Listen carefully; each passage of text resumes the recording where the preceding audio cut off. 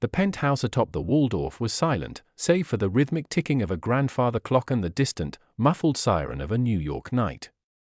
The air was thick with the scent of expensive jasmine perfume and the lingering smoke of a late-night cigar.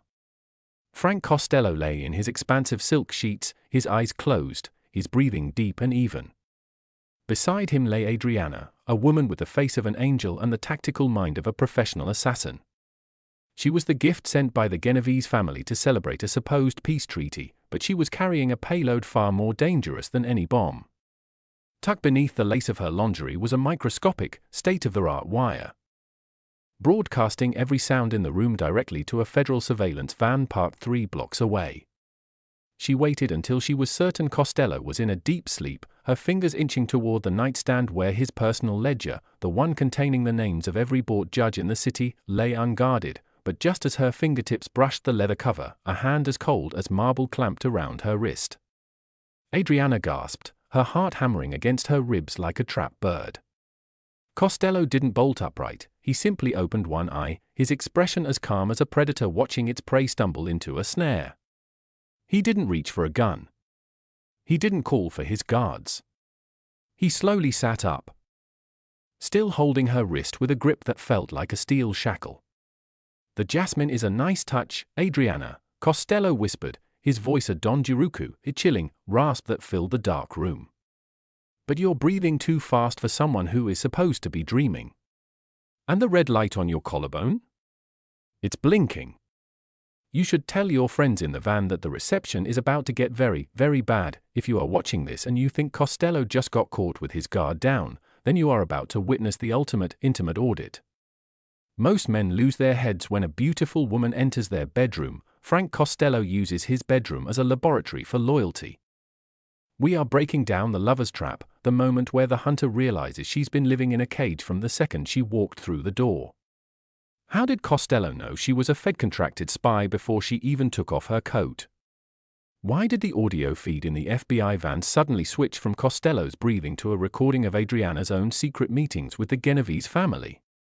And what is the double-agent liquidation strategy that is about to turn this bedroom into a courtroom? Hit that subscribe button right now to join the masters of the long game. Like this video to show you recognize the Prime Minister as the man who sees through every mask. And I want you to go to the comments right now and type "wire" in all caps. Let's see who among you can hear the truth behind the whispers. Now, let's go back to that penthouse, where the recording was just beginning. Adriana tried to pull away, her eyes darting toward the door. "Frank, I don't know what you're talking about. It's not what it looks like." Costello let go of her wrist, but only because he knew she had nowhere to go. He reached for the gold lighter on the nightstand and sparked a cigarette, the flame illuminating the lethal coldness in his gray eyes. "It's exactly what it looks like, dear. It looks like a woman who thought she could audit the Prime Minister of New York. It looks like a spy who forgot that I own the company that manufactured that wire." He leaned in closer, the smoke of his cigarette swirling around her face. "Did you really think the FBI found a way to bug my penthouse without me knowing? I let them install it. I wanted them to hear everything.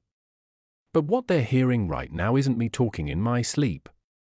They're hearing the tape I made of you last night, in the back of a Genovese limousine, promising to sell out your federal handlers for $1 million payout." The color drained from Adriana's face until she looked like a ghost. 3 blocks away, in the dark surveillance van, the federal agent suddenly froze. The audio feed of Costello's room had cut out, replaced by a crystal-clear recording of Adriana's voice negotiating a betrayal that would send every agent in that van to an early grave. Costello hadn't just caught her, he had framed her in front of her own employers. He had taken her wire and turned it into a noose around her neck.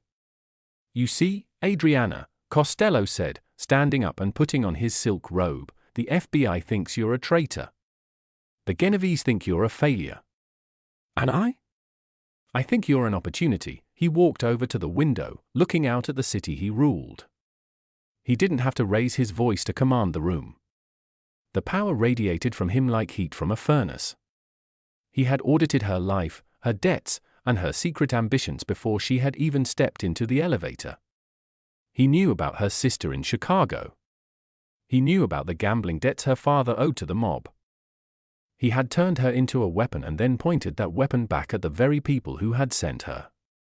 The genius of the bedroom ambush was that there was no violence, just the slow, systematic dismantling of a person's entire identity. "The agents are coming, Adriana," Costello said, checking his watch with a terrifying nonchalance. "They heard that tape. They think you compromised the entire operation. They're coming here to extract you, but we both know that in their language, extraction means a one-way trip to the bottom of the Hudson. You have exactly 90 seconds to decide if you want to die as a disgraced spy or live as my newest set of eyes inside the bureau." He turned back to her. The gold lighter clicking shut in the silence. The choice was a mirror of her own betrayal. She could face the wrath of the men she had supposedly sold out on the tape, or she could become a permanent asset for the man who had just outplayed the entire United States government from his bed. Adriana looked at the door, then back at Costello. She realized that every move she had made, every kiss, every whisper, every secret, had been choreographed by him. She wasn't a spy, she was a puppet who had finally seen her strings. She slowly got out of bed, her knees trembling, and knelt on the cold marble floor. She didn't beg for her life, she simply lowered her head in total surrender. "Tell me what to do, Frank," she whispered. Costello smiled, a thin, shadow-filled expression that signaled the start of a new, even more dangerous game. "First," he said, handing her a fresh glass of water, "you're going to tell the agents in that van that I just confessed to everything. And then, we're going to give them a reason to come inside." The heavy footsteps of the FBI tactical team echoed in the hallway of the Waldorf Astoria, a rhythmic thumping that sounded like a funeral drum. Inside the penthouse, Adriana remained on her knees, her eyes fixed on the man who had just dismantled her entire life with a single tape recorder. Frank Costello wasn't scrambling to hide, he was sitting in an armchair, calmly buttoning a charcoal gray vest over his silk shirt. He looked like a man preparing for a gala, not a federal raid. "They'll be at the door in 10 seconds, Adriana," Costello said, his voice as steady as a heartbeat. "They heard the recording of you selling them out. They aren't coming to save you. They're coming to clean the stain you've left on their department. If you want to see the sun rise, you do exactly as I say." Adriana's voice was a ragged whisper. "They'll kill me before I can even speak, Frank. You know how the Bureau handles leaks." Costello stood up, walked over to her, and placed a heavy, gold-ringed hand on her shoulder. "Not if you're holding the only thing that can save their careers. In that nightstand, there is a second wire. It's not connected to their van. It's connected to a private server in Switzerland. Tell them that if they touch you, the full evidence of the Genovese FBI alliance, the real one, the one their director is hiding, goes live on every news station in the country." He leaned down, his cold breath brushing her ear. "You aren't a spy anymore, Adriana. You are a shield. If you're watching this and your heart isn't racing, you don't understand the triple-cross strategy." Frank Costello didn't just frame the girl, he used her as a Trojan horse to paralyze the federal government. This is a masterclass in mutually assured destruction, the moment when a leader proves that the law isn't a weapon if the person holding it is also a criminal. Why did the FBI team freeze the moment they kicked in the door? What was the confession Costello forced Adriana to scream into the microphone that made a dozen armed men lower their rifles? Hit that subscribe button right now to join the Brotherhood of the 1%. Like this video to show you recognize the Prime Minister as the ultimate strategist of our time. And I want you to go to the comments right now and type "the puppet" in all caps. Let's see who among you can spot the strings. Now, let's get back to that bedroom, where the door was about to explode. Boom. The double doors of the penthouse flew off their hinges. Flashbangs detonated, filling the room with blinding white light and a roar that felt like a physical punch. "FBI! Down on the ground!" Now, the lead agent screamed, his submachine gun searching for a target in the haze. Adriana stayed on her knees, but instead of begging for mercy, she held up a small, black device with a glowing blue light. "If I drop this, every bribe paid to Assistant Director Miller by the Genovese family goes to the New York Times," she shrieked, her voice cutting through the chaos. The tactical team hesitated. They weren't prepared for a hostage who held their boss's souls in her hand. Costello stepped out of the shadows, a glass of scotch in one hand and a cigar in the other.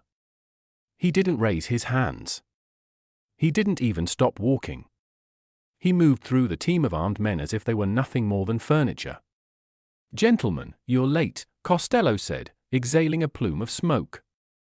"Adriana was just telling me how much she enjoys her work. It's a shame your director didn't tell you that this operation was over before it began." The lead agent, a veteran named Henderson, kept his weapon leveled at Costello's head. "She's a traitor, Costello. We heard the wire. She sold us out to the mob." Costello smiled, a thin, lethal expression. "She didn't sell you out, Henderson." "I did. I bought her, I bought the wire, and 10 minutes ago, I bought the building you're standing in. You aren't on federal property. You're in my living room. And you're trespassing." The psychological shift in the room was absolute. The agents, who had come in thinking they were the hand of justice, realized they were standing in a trap designed by a man who saw the world as a giant audit. Costello walked over to Henderson and used his finger to gently push the barrel of the submachine gun down. "Henderson, I know about your daughter's medical bills. I know the Bureau's insurance wouldn't cover the surgery in Germany. But I also know that a private donor covered the entire cost last week." Henderson's face went pale. His hands began to shake. That was an anonymous gift." Costello nodded slowly. "It was from me. Because I don't just audit my enemies, Henderson. I audit my assets. And you, my friend, have been an asset for a very long time. You just didn't know who was paying the bills." One by one, the other agents began to lower their weapons. They weren't just afraid, they were compromised. Costello had spent years weaving a web of favors and anonymous donations that reached into every level of the local FBI field office. He didn't need to fight them because he already owned them. Adriana stood up, her fear replaced by a cold, calculating resolve. She looked at Henderson, the man who was supposed to be her mentor, and saw nothing but a broken pawn. "The tape you heard in the van," Adriana said, her voice dripping with venom. "That was for the director. Frank wanted to see who would be the first to pull the trigger on a fellow agent to cover their own tracks. It looks like you were the winner, Henderson." Costello turned his back on the armed men and walked back to the window. "Here is how this is going to work," he said to the room. "You are going to leave this penthouse. You are going to report that the raid was a failure because the target wasn't here. Adriana is coming with me. From this day forward, she is the only channel of communication between this office and my organization. If I hear a siren I don't like, or if a judge I've paid for suddenly finds a conscience, I'll release the files on every single one of you. But if you play the game, if you stay in your lanes, then the anonymous gifts will keep coming." Henderson looked at his team. He looked at Costello's back. He had a clear shot at the most powerful criminal in America. He could end it all right now. But he thought about his daughter. He thought about the mortgage. He thought about the files Costello held. He lowered his gun completely and signaled his men to retreat. "This never happened," Henderson whispered, his voice sounding like it was coming from a dead man. The tactical team began to file out of the room, their heavy gear clanking, their pride shattered. Adriana stood beside Costello, looking out at the city lights. She was no longer a spy for the government, and she wasn't a girl for the mob. She was something else entirely, a creature of Costello's design. "What now, Frank?" she asked, her voice steady. Costello handed her his glass of scotch. "Now, Adriana, we go to work. The Genovese family thinks they've lost their best spy. The FBI thinks they've lost their best agent. But I've just gained a ghost." He turned to her, the gold ring on his finger catching the moonlight. "New York doesn't need a queen, Adriana. It needs an auditor. And you're going to help me balance the books." As the sun began to rise over the Atlantic, painting the New York skyline in shades of bruised purple and gold, Frank Costello finally closed his eyes. He had audited the law, he had audited the federal government, and he had audited the very woman who had tried to destroy him in his sleep. He had turned a bedroom ambush into a political fortress. The night of the spy was over, and the Prime Minister was finally ready to sleep. The city below was waking up, unaware that its true ruler had just secured his throne for another 20 years, using nothing but a tape recorder and the secrets of the men who were supposed to stop him.